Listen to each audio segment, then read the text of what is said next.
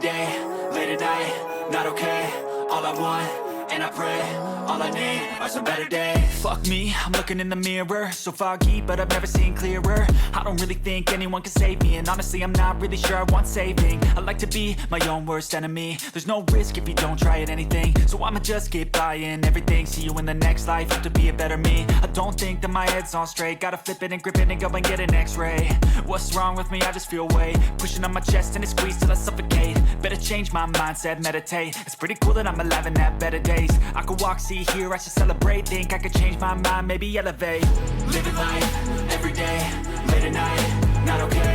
All I want, and I pray, all I need are some better days. Yeah, all I need are some better days. Cause all I want, and I pray, I believe in the better days. I'm kinda stuck between a rock and a hard place. Do I work hard or live at my pace? You're only young once, yeah that's all great, but I also want a future where I'm okay. Living life is doing lots of cocaine. Wait no, it's living with no shame. Wait no, it's sleeping in on Sundays. I guess it's different for each